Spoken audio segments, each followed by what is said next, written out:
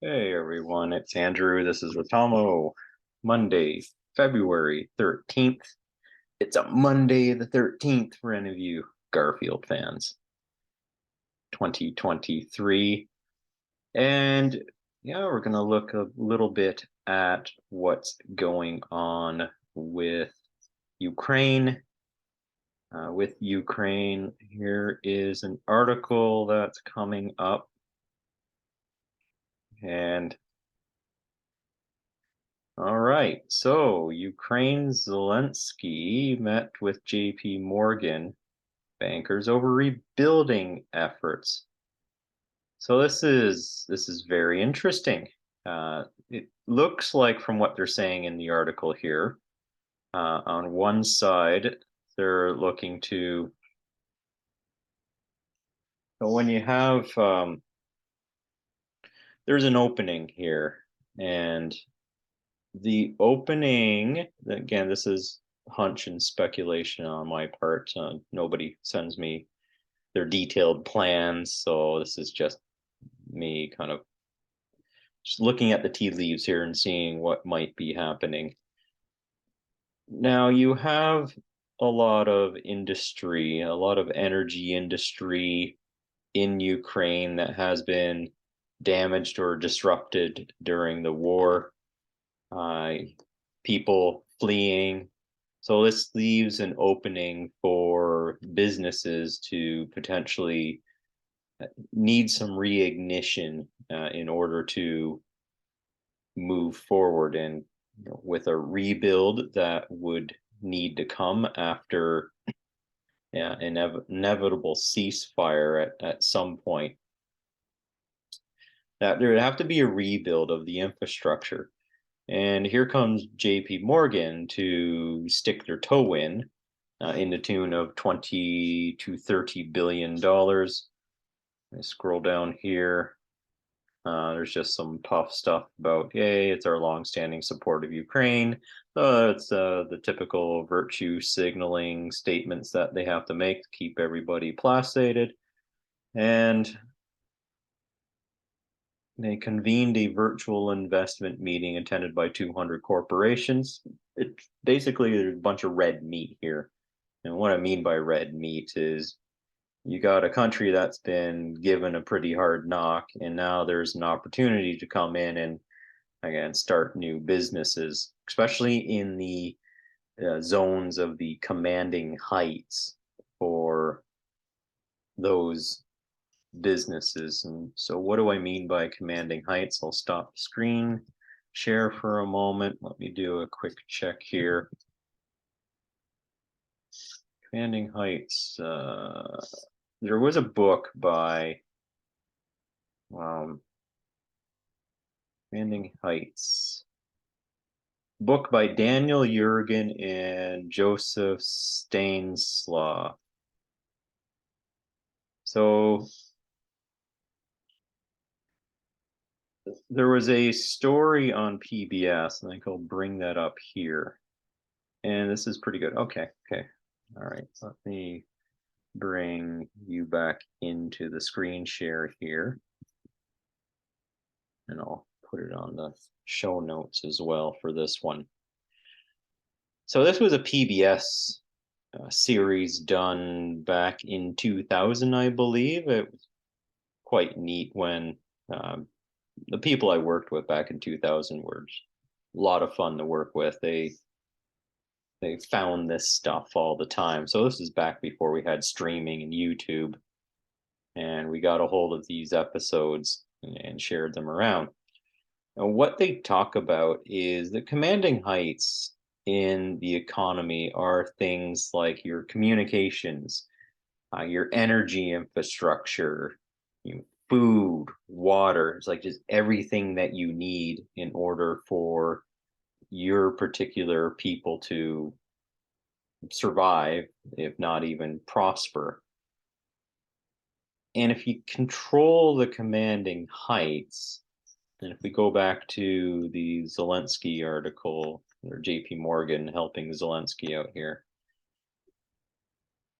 if we control the commanding heights, then we potentially have the ability to put toll booths on this.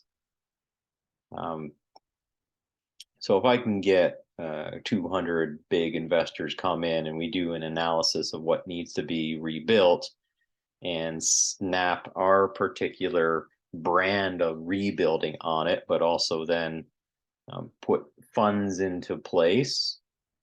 But at the same time, as these businesses grow in Ukraine, since they're going from zero and going up, there's a lot of demand. Primarily, let's take a look at farming.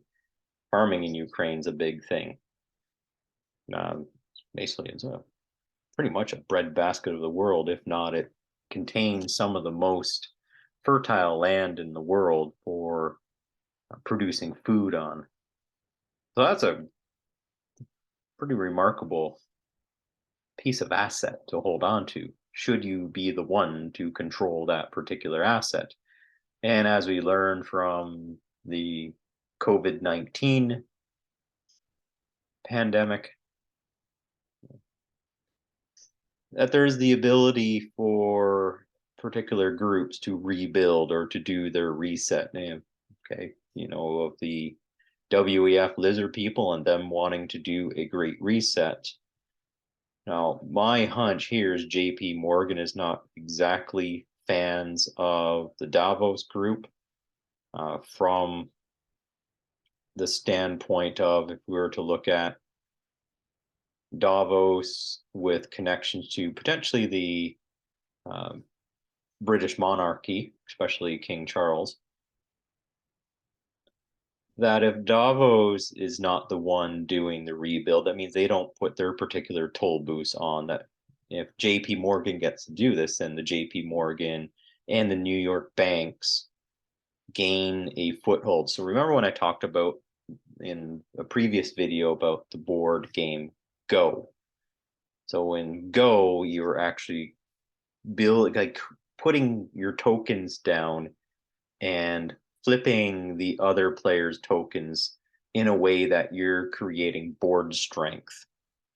And the more board strength that you set up, that puts you closer to winning the game. And in this board, if we were to take the whole world and break it into factions, and then the commanding heights of all these particular areas in the world are the zones on the Go board, we want to change those chips to our color, whatever our means to you. So a hunch here is that JP Morgan and the Russians are kind of playing in the back room because Russia is going to get the territories that they've claimed. There's a lot of energy in those territories. They can bring their particular groups in to develop those. But if we can hold kind of a line of peace at wherever that point is going to be within the map of Ukraine, then JP Morgan can do a rebuild on the other side. What that might do is it might precipitate a type of agreement where at least some prosperous zones are still left in the Ukrainian area of influence, because Russia is definitely taking a lot of the other heavily asseted zones. That there's thermal coal out in the east in the Donbass area, which is very high grade. There are BP and ExxonMobil, and those groups were in potentially being funded, well, possibly by JP Morgan. So this is where we have to see if there's any ill will against what happened. I think the Maidan revolution of 2014, this is where I have to think that JP Morgan and maybe some of the banks were working on this, or it might have been Davos that was building the energy infrastructure in eastern Ukraine. And then the Maidan revolution happened. I think more Davos work that set up to clean out the eastern parts of the Ukraine to make it more west leaning. And then that's where Russia got into play. So after Maidan happened, the areas of Donetsk and Luhansk wanted to become their own independent zones. And because of that, that created a problem with the investments that were going into the eastern part of Ukraine. So now those flip over to Russian control, but there's still some opportunity to put some other controls back into play. Now, it depends on what sort of agreements are reached and how the funding is done. This is where I have a hunch that maybe JP Morgan has a connection into the Russian financial system, so it can be win-win for them. So what this would mean is as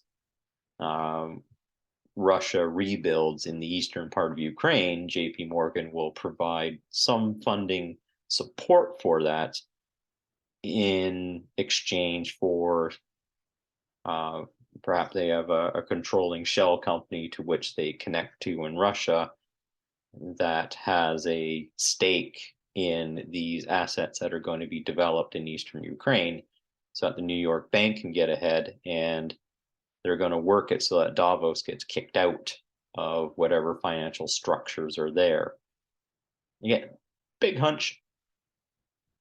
I'm not basing this on anything. I have no secret information. I'm not providing any sort of legal, financial, or medical advice for whatever that matters in this. It's just take this as kind of an entertaining game to play to determine, okay, well, what might be the particular connections that are at work with these particular folk. And I think that's all I have for now. Well, just remember I had a previous video where Zelensky went and visited the king. So now you got JP Morgan, not connected to British royal family. So Zelensky met them. Zelensky met JP Morgan, and he's going to have some choices to make.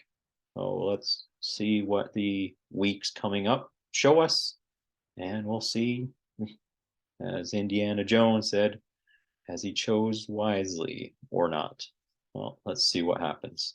Okay, have a good one.